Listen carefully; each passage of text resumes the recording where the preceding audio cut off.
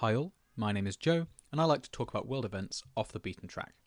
COVID, Trump and Brexit will appear only where strictly necessary, and I hope you'll enjoy hearing about some things that most news organisations skip over. I would just like to say that the kickball is still going on, so I hope whoever's listening that your favourite team won. We'll see how that goes. And no, I am not doing a 5WH on the Euros. So, for those new to the pod, 5WH focuses on a global event by asking the classic questions of who, what, why, when, where, and how, in whichever order best suits the topic, with the aim of giving you a bottom line up front of what's going on in the world and providing you with some sort of guide rails if you wanted to go digging a bit further yourself. If I'm also entirely honest, the guidelines are there to stop me going off on too much of a ramble. So today we're going to be looking at an event that was juicy enough to make me want to end my hiatus, because it's got all the things we here at 5WH like. We have a small country, check. Potential tropical paradise, check. Persistent political and economic instability, check. A sudden burst of unexpected violence or chaos or a coup, something like that, big check, lots of check. And the opportunity for a poor quality alliterative episode title, check. Today we're going to be looking at the assassination of the Haitian President Moise. Welcome to Havoc in Haiti. So we're going to jump straight in with our who. Unsurprisingly, with a presidential assassination, the first person we need to look at is the President of Haiti. And I apologise for my pronunciation here, Jovenel Moise. He's been in office for 4 years, having been elected sort of twice in 2015, 2016, and we'll talk about that later. He's married with 3 children. His wife was also wounded in the assassination and has been recuperating in Florida since the attack, and all 3 of his children are reported to be alive, despite at least 2 of them having been present in his home when the attack took place. We've also now got the acting Prime Minister, Mr. Joseph. He's the 6th Prime Minister appointed during Moise's 4-year term, and also, the man who's taken over the country in the president's stead. As an additional character or person of interest, we've got the sort of, I guess, nominal Prime Minister. He hasn't really got a title. Mr. Henry was named to be Mr. Moise's 7th Prime Minister the day before the murder took place, but was not yet sworn in. As such, we can see a little bit of tension going on between Mr. Joseph and Mr. Henry at the moment, although it does seem that Mr. Joseph has secured power, at least in the interim. And having run through the sort of key political actors, we've also got to look at the people who did the shooting. In this case, we've got an unknown mercenary group. So this stands out to me a little bit as a bit different from your sort of run-of-the-mill political trouble where you get, like, say, Ronald Reagan, someone stepped out from a crowd and took a shot at him. JFK, obviously, Lee Harvey Oswald, sniper in the library tower. Being head of state comes with an inherent risk that someone's going to try and take a pop at you. It's quite unusual that we wind up with something quite like this. So, to date, our current standard of knowledge is that 28 members of an unidentified, air quotes, mercenary, close air quotes, group were responsible for the assassination of President Moise. They were heavily armed and equipped with automatic rifles, body armor vests, the sort of general paramilitary equipment you'd expect to see on, any American TV show. Think Narcos. Think Sicarios from Narcos. Again, bad pronunciation. Indeed, actually, taking on from the Narcos sort of theme, a bunch of these mercenaries actually attempted to masquerade as DEA, that is, American Drug Enforcement Agents, during their escape.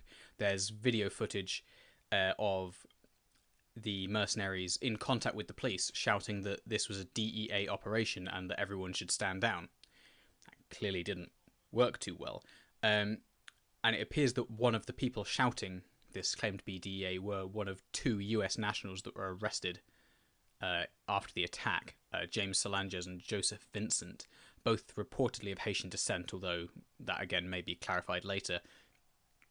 The remainder of the attackers, aside from the 2 Americans, were reported as being Colombians, and official Haitian sources describing them having a good degree of training as well as equipment, which I assume to have been assessed by their behaviour under fire.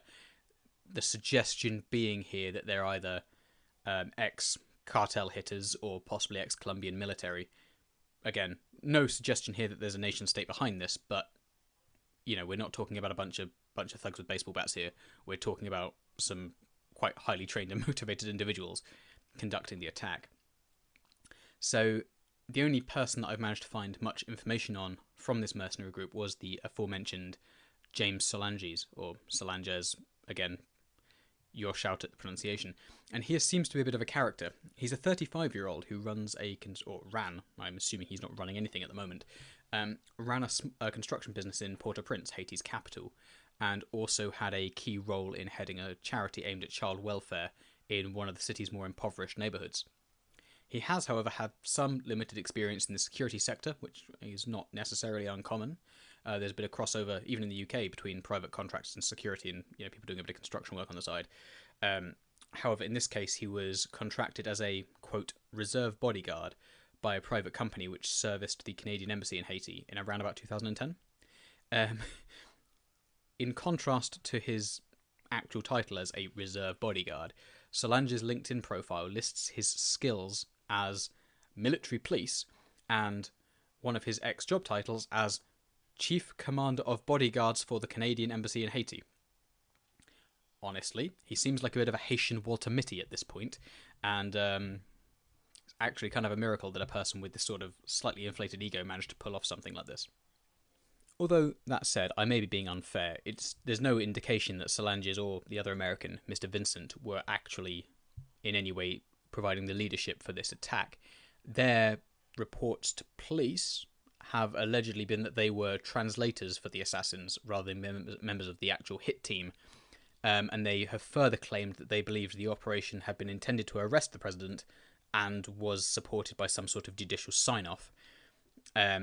All I have to say at this point is, ladies and gentlemen of the jury, I invite you to draw your own conclusions. It doesn't seem particularly watertight to me.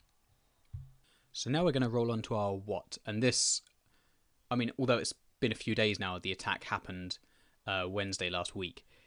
This is still breaking news, and it's leading to political chaos throughout the country. So, expect this to change. But anyway, so up front, the president was shot in his personal residence located in the hills above Port-au-Prince. The gunmen appear to have gained access to his residence without raising an alarm, or at least not raising it until it was too late, as the president was found shot dead on his back in his bedroom, reportedly at least 12 bullets inside his body. During the scuffle and the mercenaries' attempted getaway, the president's wife was also wounded, and at least 4 people, a mixture of guards and domestic staff, were taken hostage as the attackers attempted to cover their escape. It does appear that all of those other sort of hostages were freed unharmed, although again, I expect more of this will come out in the press as things go along. As we've alluded to before, during the escape, there is video footage of the mercenaries attempting to basically brazen their way out of a confrontation with the Haitian police by shouting their DEA. They're not, or at least, there's no reason to believe they were. But it does say something possibly about the state of Haiti that, claiming to be a serviceman or an operator for a foreign intelligence information gathering service would be considered a get-out-of-jail-free card, potentially. I would like to think that if, in Britain, someone jumped out of a crowd having just shot someone and shouted, "Don't worry, I'm at the FBI," that we'd arrest them anyway. It baffles me they even thought this would work. I think it probably says quite a lot about US penetration into Latin America, or the Caribbean in this case. The narco lines between South America and the US. Clearly, though, that the Haitian police were as suspicious of that story as I was, and there was a resulting fairly protracted gun battle, with at least 28 of the gunmen now being reported either killed or captured. Since the attack, Mr. Joseph, the Prime Minister, soon to be departing Prime Minister, has announced that he's taken control of the government and declared a state of siege, which has allowed him to implement a series of other emergency powers, including restricting border access, streamlining government a little bit, generally allowing him to use the army to conduct police actions and other functions, the sort of functions you'd expect, frankly, to happen if someone screams state of emergency loudly. It also appears that he has been supported in this by the military and police leadership, which appears to have prevented any confusion or tension that may have happened, as there was, as I said earlier, a prime minister in office and also a nominal one waiting to step in. It looks like the institutional weight of the army and police falling in behind Mr. Joseph seemed to have cemented him there, at least temporarily. We've also, and the importance of these states of emergency sort of regulations can be indicated by the trouble that's been going on in Port-au-Prince since. There's been at least limited violent unrest. The police station that the locals, believed that the attackers were being held in was surrounded by a mob that not only attempted to gain access to the police station, assumedly to do some harm to the attackers, they also set fire to a series of vehicles outside the police station which they believed had belonged to them. At the moment, things seem to have been tamped down a little bit. PM Joseph went out, asked the crowd to sort of calm down, and also requested they stop destroying evidence, i.e. the vehicles they set on fire. Again, I'm not sure how much this is a bit of a sticking plaster over a gunshot wound. Haiti is known to frequently have instances of political unrest, and I'd be lying if I said I didn't expect that this may escalate further. It has potential to. So now we've covered the key headlines, who and what's happened. I think it's important that we try and figure out exactly where Haiti is, because as normal, I try not to assume any knowledge for listeners of the podcast, and we'll just give you a quick briefing as to where we're going. So, Haiti. It's a relatively small state which makes up the western half of the island of Hispaniola in the Caribbean. It's home to between 11.5 and 12 million people, and it shares its only land border with the Dominican Republic to its east. Otherwise, the island is pretty much dead centre of the Caribbean island chain, with Jamaica and Cuba to its west, the US territory of Puerto Rico to the east, and it's almost exactly due north of Colombia. To give a bit of sort of scale of time and distance to this, the flight from Miami, in the US state of Florida, to Haiti's capital is 2 hours 5 minutes. Beaming in on the tableau for today's drama, Haiti's capital is Port-au-Prince, as I've named dropped a few times earlier, and the surrounding area of Port-au-Prince is where this actually took place. Port-au-Prince is located at the base of a sort of bay within a bay that makes up the entirety of Haiti's west coast. It's flanked to its north and south by significant ranges of hills, and to its east by a lake called Lake Azai. As a result, any future expansion of the city would be limited by this geography, but at the moment, satellite imagery suggests that the city is not particularly dense. There's sufficient space for development. President Moise's personal residence is located in a neighbourhood called Pelerin 5, which is in itself contained within a affluent area of the south of the city called Pétionville. So far you'd be thinking, as I said in the introduction, we've got idyllic Caribbean island paradise, nice city, some scenic hills, lakes, coastline. Sounds pretty good. Problem is, Haiti has a lot of trouble capitalising on its potential as a tropical paradise due to being smack bang in the line of fire for a pretty troubling array of natural disasters. We'll start with the most significant one first. Haiti sits on a confluence of major tectonic fault lines and therefore suffers frequent earthquakes. I mean, a magnitude 3 earthquake happened less than a week ago, and this is, a pretty recurring theme. More significant than the frankly paltry magnitude 3, though, was the catastrophic magnitude 7 quake which hit the country in 2010. The epicenter of this quake was actually, by coincidence, not far away from President Moise's home in Port-au-Prince. This quake was then followed by at least 52 aftershocks of, sufficient enough magnitude to cause trouble, and resulted in the deaths of an unknown number of Haitians. Estimates vary between the conservative and still terrifying 100,000, up to the Haitian government's maximal estimate of about 316,000. In addition to this absolutely horrific human toll, official estimates suggest that 250,000 homes were destroyed, as well as at least 30,000 commercial premises. In addition, though, to the absolute mountain of human misery, and possibly of more significance to what we're looking at today, is that the earthquake decimated Haiti's major physical infrastructure. In particular, The earthquake flattened all of Port-au-Prince's hospitals, it cracked and laid waste to the major highways, it closed the airport and destroyed the port facilities, as well as most of the municipal government buildings in the capital. And again, the list just goes on, I keep trying to end it, as well as also wiping out the power and communication networks within the capital. This has had a series of effects. Obviously, in the immediate aftermath of the earthquake, it seriously hampered any response and contributed significantly to that vast death toll. But it also has led to a situation where Haiti, 11 years later, has not actually come close to repairing that damage and restoring the sort of standard of living that was, in existence 11 years ago. The most recent statistics I've found suggest that close to a quarter of the entire population remains in need of humanitarian assistance, and at least 50,000 people are still living in improvised aid camps. Even those who have returned to or established new homes are reported as living in conditions in a worse state than they were prior to the 2010 quake. Not satisfied with one sort of disaster, Haiti also has the misfortune to be afflicted by tropical storms as a part of the sort of annual weather cycles that go through the Caribbean.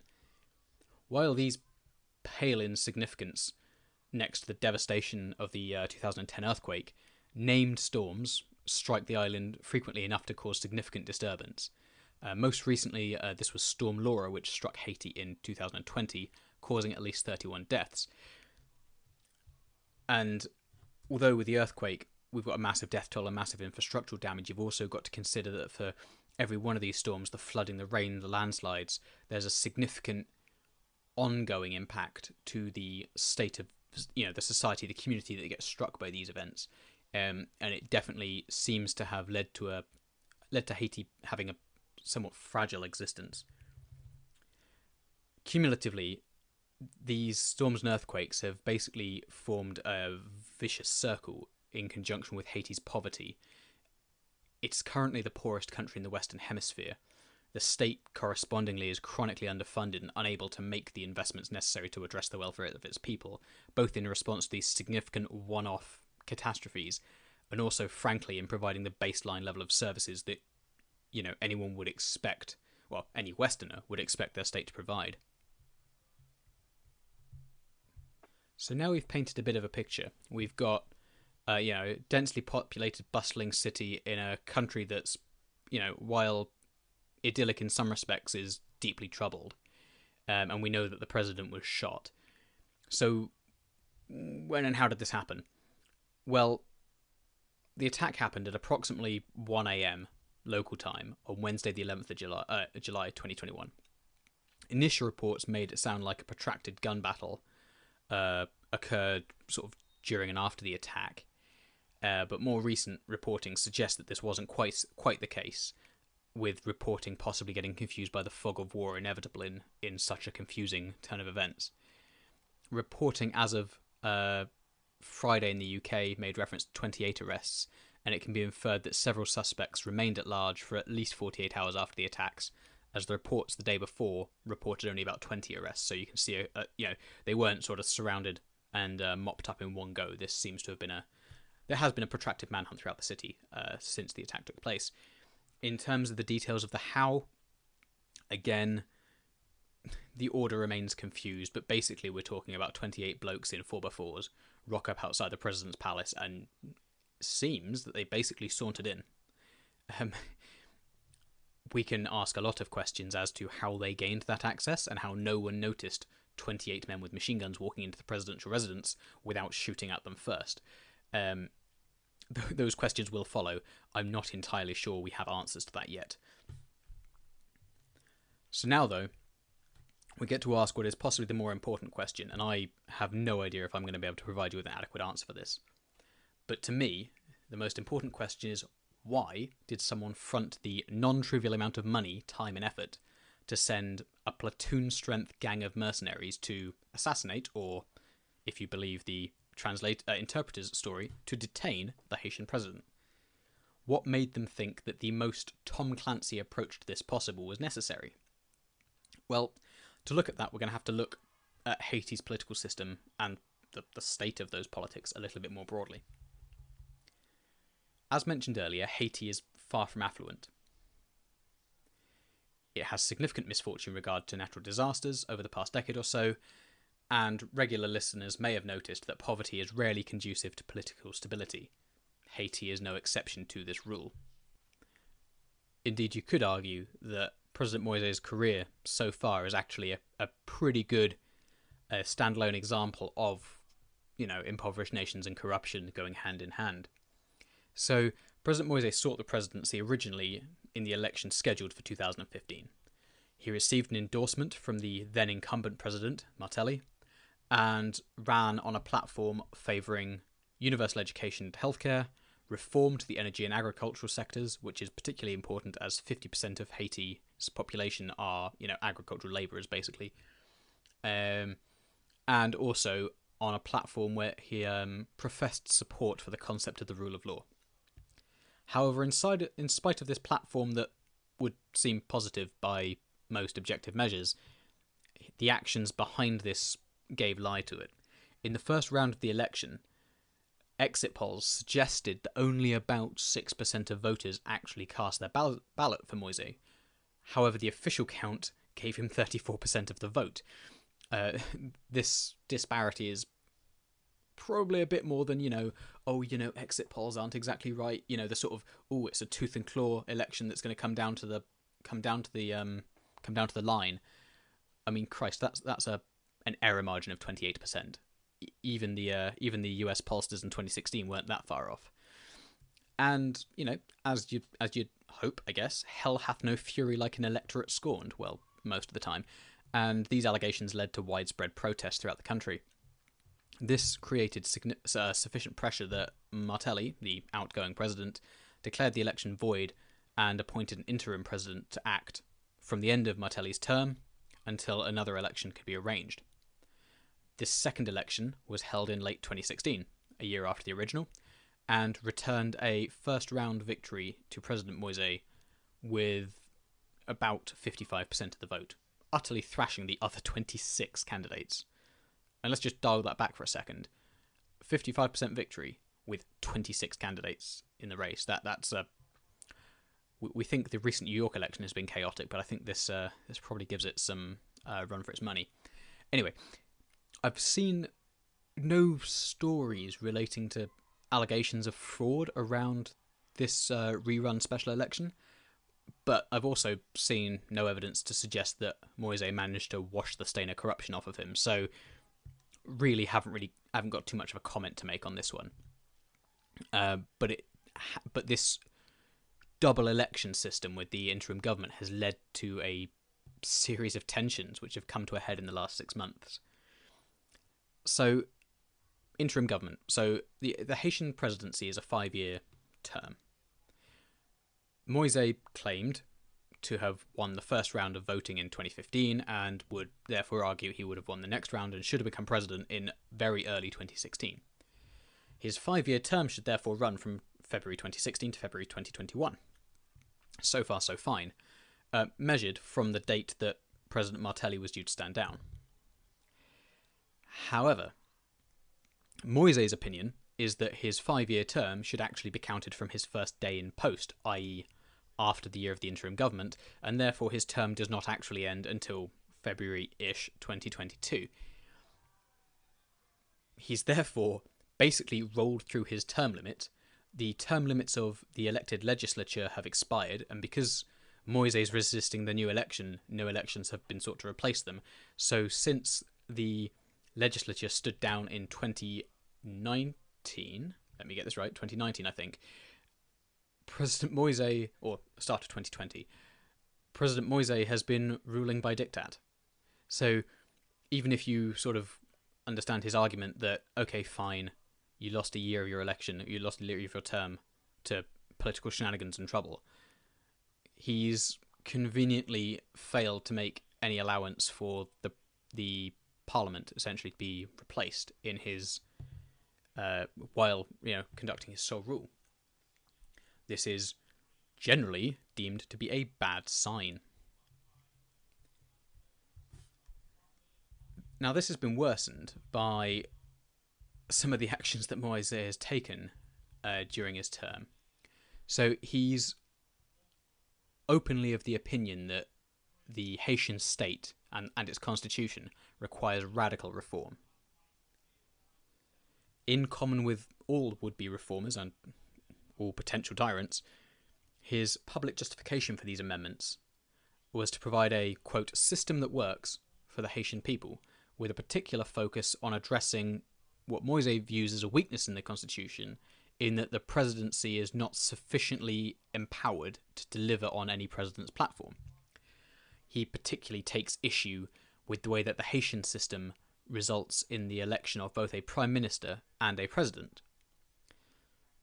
I'm sure most people recognise that generally you have a president who might have a Speaker of the House or whatever in the legislature, or you have a prime minister who generally has a more notional head of state. It's quite unusual to see a country that has both like an executive functioning presidency and a prime minister role, sort of in opposition to each other. And you know, this is reported and this is not disagreed, that this system does seem to create a significant amount of friction, and it does lead to two competing senses of power. However, on the flip side, this is argued to be necessary, as Haiti only managed to throw off the Duvalier dictatorship in 1987, and it's strongly argued that the intent of the constitution creating these dual power centres is a bit like the twin consuls in ancient Rome, or the two kings in Sparta, or the name me whichever examples you like. The entire point was to have two competing senses of power, so that power never rested in one man. It's your choice whether you, having read anything about ancient Rome, whether you think that worked very well. But you know, by this argument, these frictions are a feature, not a bug. Kind of see Moise's point though, because these frictions, this alleged feature of the constitution, has led to him sacking 7 PMs in his 4-ish years in power. So, I'll let you judge how well that went. So what were Moise's proposed changes? He wasn't just like, I want to make this streamlined. He did have suggestions, and the broad strokes of these were that he wanted to bin one of the legislative houses, switching it from a bicameral to a unicameral system with all the representatives on 5-year terms, and wanted to replace the prime minister with a vice presidency, a bit like the US, directly subservient to the president. Although I believe in this case that vice president would have acted essentially as a sort of Speaker of the House / prime minister, but rather than being in opposition to the presidency, they would have been directly directly integrated with the administration. These reforms were, shall we say, frowned upon by the United States, whose support is essential to the operation of the Haitian state, and therefore those reforms have not been implemented.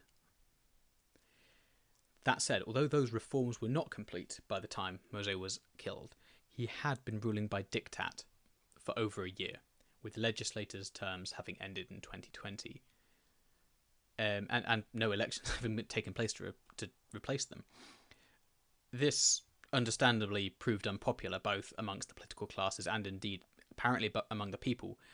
Political unrest and violence became another norm in Haiti to accompany the significant quantities of violent crime and the aforementioned natural disasters and general trouble.